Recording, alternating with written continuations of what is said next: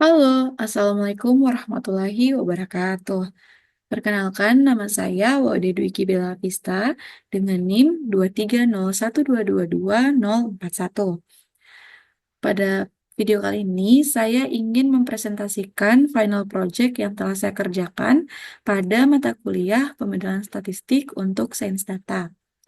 Nah, judul yang saya angkat dalam penelitian ini yaitu Household Electricity Consumption Forecasting Using Autoregressive Integrated Moving Average Model atau yang biasa kita sebut dengan ARIMA.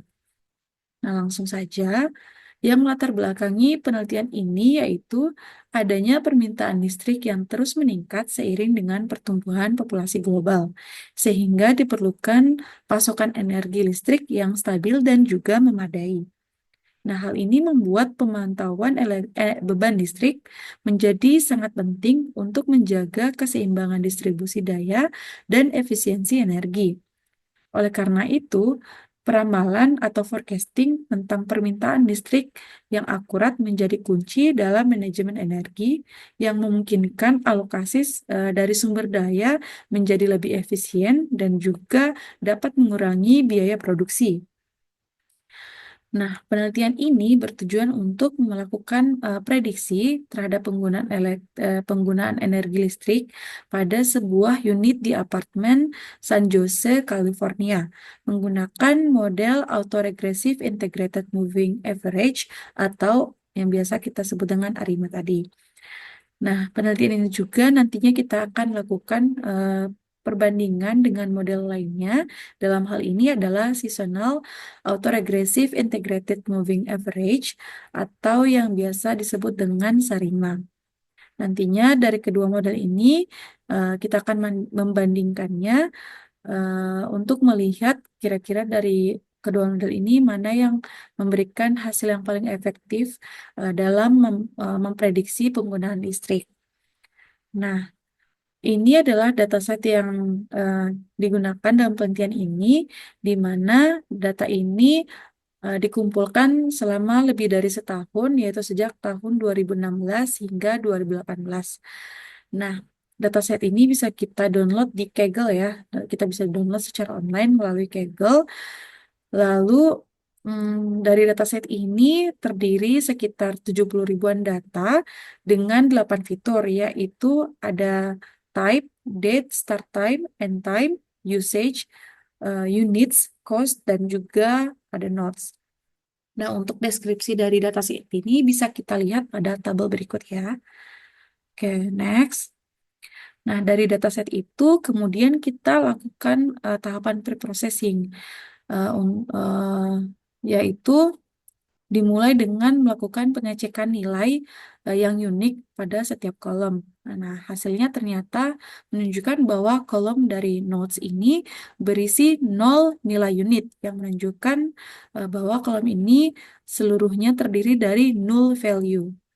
Nah, selain itu juga terdapat kolom type dan units yang masing-masing berisi satu nilai unit yang menandakan bahwa kedua fitur ini berisi variabel yang konstan atau mungkin variabel kategoris dengan satu kategori.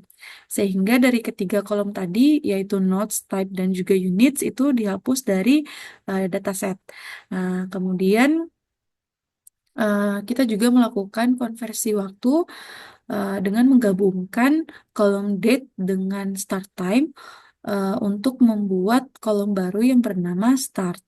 Lalu kita juga menggabungkan kolom date tadi dengan end time untuk membuat kolom baru juga yang bernama end. Nah, setelah melakukan konversi waktu tadi, kita melakukan apa ya? Kita menghapus kolom date, start time, dan end time itu dari dataset karena ketiga kolom ini sudah tidak kita perlukan lagi. Nah, selanjutnya kita melakukan pengecekan durasi waktu dari kolom start dan hingga end untuk melihat seberapa lama durasi dari setiap baris ini. Nah, hasilnya menunjukkan bahwa dari durasi ini memiliki eh, waktu yang sama untuk semua record yaitu selama 14 menit, yang menunjukkan bahwa setiap entry mewakili satu peristiwa atau satu aktivitas dengan durasi yang tetap. Nah, sehingga kolom end di sini kita hapus juga dari dataset karena ini informasi dari dataset ini kita anggap tidak begitu perlu gitu ya. Nah, untuk representasi dari hasil preprocessingnya bisa kita lihat pada tabel yang ada di bawah ini. Oke, next. Selanjutnya kita melakukan exploratory data analysis atau EDA. Yang pertama di sini kita melakukan analisis statistik deskriptif dulu. Nah, tujuannya untuk memahami dataset yang kita gunakan ini. Nah, untuk statistik deskriptif ini terdapat ukuran yang sering digunakan, yaitu ada em, perhitungan mean, median, dan juga modus. Nah, dari tabel ini kita bisa lihat bahwa rata-rata dari kolom usage ini lebih tinggi dibandingkan dengan kuartil 1, kuartil 2, dan juga kuartil 3. Nah, yang menunjukkan bahwa kemungkinan sebagian besar dari datanya itu tersebar pada rentang yang lebih rendah. Dalam hal ini adalah dari 0 hingga 0,12. Nah, selanjutnya kita coba melakukan visualisasi tren dari penggunaan listrik untuk melihat gambaran tentang fluktuasi konsumsi energi listrik dalam interval waktu per 15 menit tadi. Nah, untuk visualisasinya bisa kita lihat di slide ini. Nah, dari gambar ini eh, kita bisa lihat bahwa tren penggunaan listrik ini diukur dengan satuan kWh dari waktu ke waktu.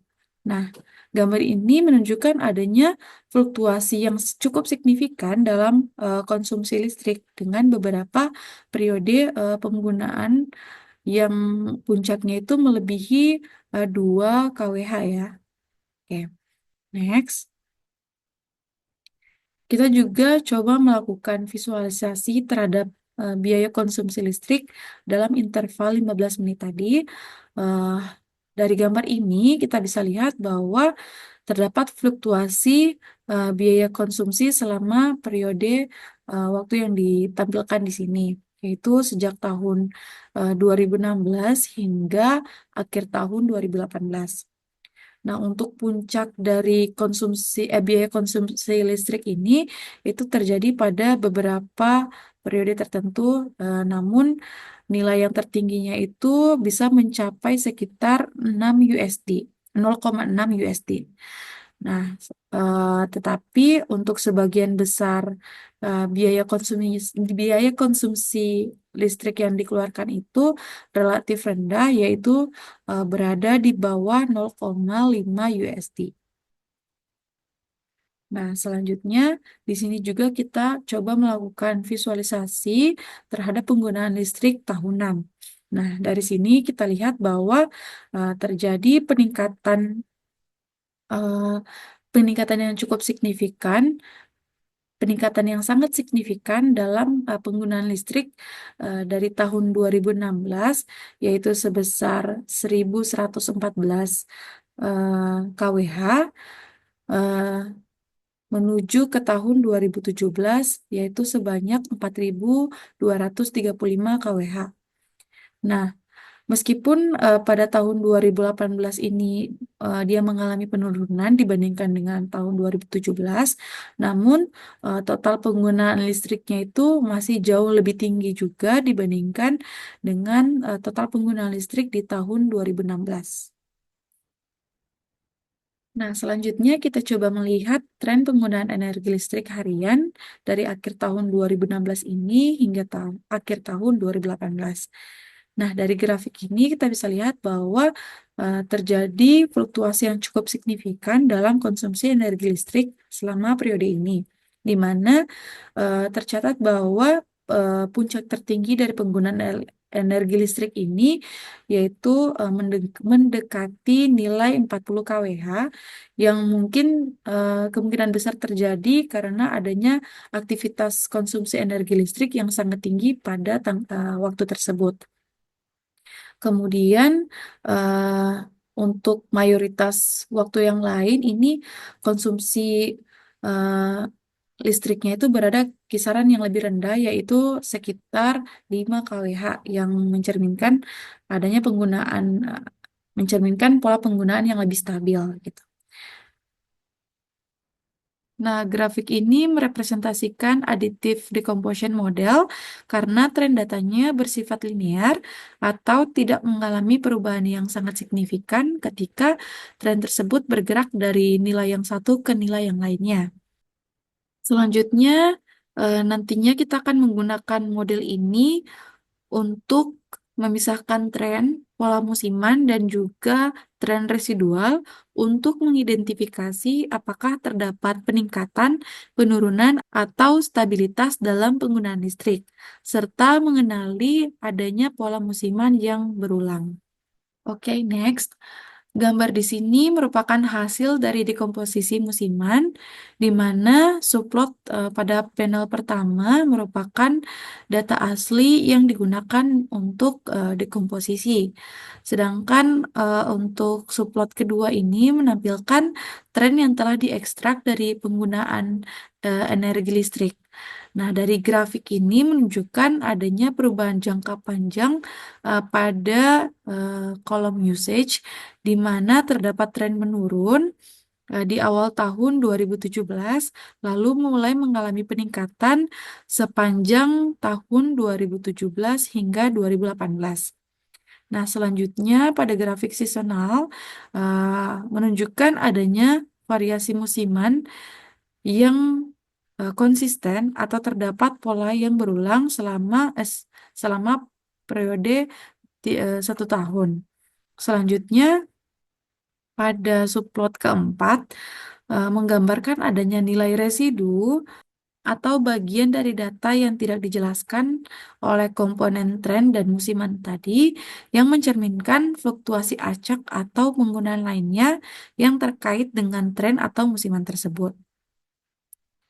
Nah, untuk mengukur stasioner dari deret waktu ini, kita akan melakukan pengujian stationarity, yaitu dengan menghitung moving average atau kita sebut sebagai rolling mean, dan moving standard deviation atau yang kita sebut sebagai rolling STD. Nah, rolling mean ini adalah salah satu cara untuk menemukan serangkaian rata-rata dari subset data yang berbeda. Sedangkan untuk rolling STD ini menunjukkan seberapa besar variabilitas data. Nah, untuk studi ini kita menggunakan simple moving average, di mana kita menggunakan nilai N sama dengan 30, karena dataset yang kita gunakan ini merupakan data harian dengan satu entry itu per 1 hari. Sehingga kita bisa mendapatkan rata-rata pergerakan data dari 30 periode sebelumnya yang merepresentasikan 30 hari atau 1 bulan sebelumnya. Nah, dari gambar ini menunjukkan bahwa pada data asli tampaknya memiliki fluktuasi yang cukup besar, khususnya pada tahun 2017 hingga awal 2018. Lalu mengalami penurunan pada pertengahan hingga akhir tahun.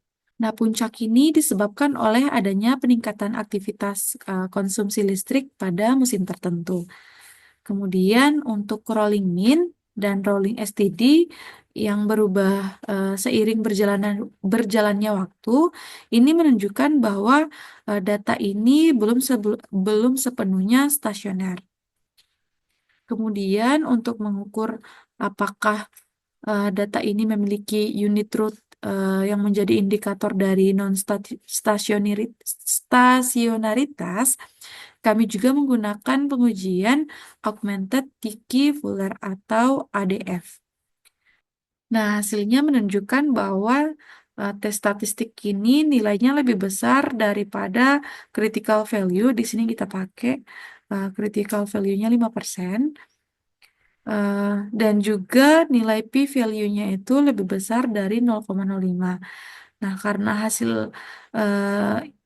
karena hasil ini tidak memenuhi dua persyaratan dari stasioner, maka dapat disimpulkan bahwa H0-nya gagal ditolak dan derat waktu penggunaan listrik ini tidak stasioner.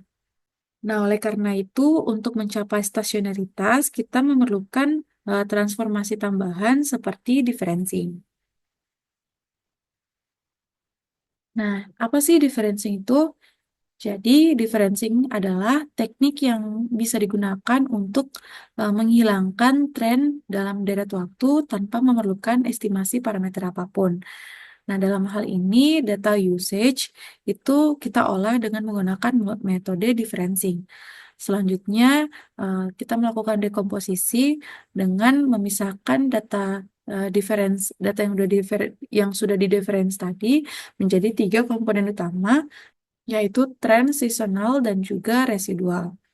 Nah, di gambar sebelah kiri ini menunjukkan adanya perubahan nilai yang cukup berfluktuasi, namun lebih stabil dibandingkan dengan data awal sebelum dilakukan differencing.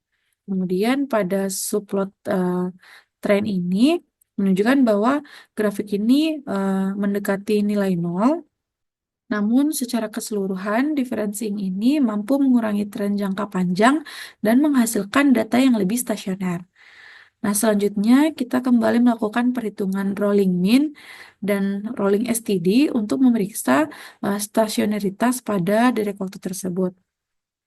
Nah, untuk hasilnya sendiri bisa kita lihat pada gambar yang ada di sebelah kanan ini, di mana garis rolling mean itu telah konsisten menunjukkan bahwa rata-rata data penggunaan listrik harian ini tidak lagi mengalami perubahan yang signifikan seiring dengan perubahan waktu, yang mengindikasikan bahwa data telah stasioner. Nah, asumsi ini juga didukung oleh garis rolling STD yang tidak memiliki pola naik atau turun yang tajam. Oleh karena itu, proses differencing ini dapat menghilangkan tren jangka panjang. Namun, di sini kita akan kembali melakukan uji ADF untuk memastikan stasionaritasnya. Hasil dari pengujian ADF ini bisa kita lihat pada tabel berikut, di mana nilai tes statistiknya itu lebih kecil dibandingkan dengan critical value 5%, dan juga nilai p-value itu lebih kecil dari 0,05, sehingga karena hasil ini telah memenuhi dua persyaratan dari stasioner, maka dapat disimpulkan bahwa H0-nya dapat ditolak dan deret waktu penggunaan listrik ini bersifat stasioner. Nah, berikutnya analisis lag. Analisis lag ini dapat dilakukan dengan menggunakan autocorrelation function atau ACF dan juga partial autocorrelation function atau PACF. Nah, sebelum dilakukan differencing, plot autokorelasi ini menunjukkan tren yang tampak menurun perlahan tetapi tidak menyentuh angka nol. Nah, hal ini menunjukkan bahwa data masih memiliki ketergantungan jangka panjang yang merupakan ciri khas dari time series yang tidak stasioner atau non-stasioner. Dalam hal ini, ACF ini menandakan bahwa nilai Q dapat menggunakan angka kecil untuk pengujian modelnya nanti. Nah, selanjutnya pada plot PACF, ini menunjukkan bahwa terdapat penurunan yang signifikan setelah lag awal.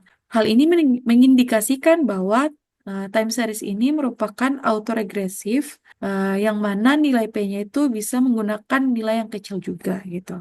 Nah, karena datanya tidak stasioner ini, maka proses differencing perlu dilakukan untuk membuat datanya menjadi stasioner sebelum kita lakukan pemodelan menggunakan model ARIMA. Nah, untuk setelah dilakukan differencing, hasilnya itu adalah plot dari ACF ini telah berosilasi di sekitar nilai nol. Nah, untuk fluktuasinya juga terlihat lebih konsisten seiring dengan bertambahnya waktu yang menunjukkan bahwa data telah menjadi stasioner. Selain itu, nilai P-value-nya juga yang dihasilkan itu kurang dari 0,05 yang menunjukkan bahwa data time series ini telah stasioner. Sedangkan pada plot PACF ini menunjukkan adanya penurunan yang cukup signifikan dari leg 1, namun mayoritas leg setelahnya itu berada pada confidence interval. Oke, selanjutnya ini adalah perbandingan antara expected values dan juga predicted values yang digenerate dari model ARIMA dan SARIMA. Nah, dari gambar ini menunjukkan bahwa pada model ARIMA menunjukkan bahwa expected values berfluktuasi yang signifikan, mencerminkan adanya pola tren, musiman, atau variasi acak dalam penggunaan listrik harian. Hasil prediksi pada akhir periode ini terlihat cukup baik dalam mengikuti pola garis aktual meskipun terdapat sedikit deviasi di beberapa titik. Namun hal ini diindikasikan bahwa model ARIMA ini telah mampu menangkap pola dan juga tren dalam data sehingga dapat memberikan hasil prediksi yang cukup baik. Kemudian, garis predicted values yang dibentuk oleh Sarima ini memiliki bentuk yang hampir sama dengan garis predicted values yang dihasilkan oleh Arima. Nah, ternyata jika kita melihat performansi dari kedua model ini, nilai RMSC yang dihasilkan oleh masing-masing model ini nilainya tidak begitu jauh berbeda. Namun model Arima ini memberikan performansi yang lebih baik dibandingkan dengan model Sarima, yang mana nilai RMSE yang dihasilkan yaitu sebesar 2,3172, sedangkan untuk model Sarima sebesar 2,5198. Hal ini menunjukkan bahwa model Arima ini memberikan prediksi yang lebih akurat dibandingkan dengan Sarima, meskipun Sarima sering digunakan untuk menangkap pola musiman. Nah, namun kinerjanya dalam hal ini sedikit lebih rendah daripada Arima, yang mungkin disebabkan oleh karakteristik dari dataset ini atau tidak adanya komponen musiman yang cukup kuat. Oke, terakhir, kesimpulan yang bisa kita dapatkan yaitu penggunaan energi listrik harian akan diprediksi dengan model ARIMA. Tahapan ini terdiri dari pre-processing, exploratory data analysis, model development, dan juga model evaluation. Beberapa tahapan pre-processing dilakukan seperti pengecekan angka unik, penghapusan kolom yang tidak dibutuhkan, hingga konversi kolom waktu dilakukan untuk mempersiapkan data agar dapat dianalisis lebih lanjut. Data yang telah dibersihkan kemudian masuk ke serangkaian tahapan EDA yang dapat membuat data time series ini menjadi stasioner dan siap untuk dimodelkan menggunakan ARIMA ataupun SARIMA sebagai model pembanding. Nah, kemudian pengujian performa model ini menunjukkan bahwa model ARIMA mengungguli model SARIMA dalam perbandingan ini, yang dibuktikan dengan nilai RMSE yang lebih rendah, yaitu sebesar 2,3172. Oleh karena itu, model SARIMA direkomendasikan untuk meramalkan penggunaan listrik harian berdasarkan dataset ini. Oke, saya kira itu saja. Lebih dan kurangnya mohon dimaafkan. Wabillahi taufiq wal hidayah. Assalamualaikum warahmatullahi wabarakatuh.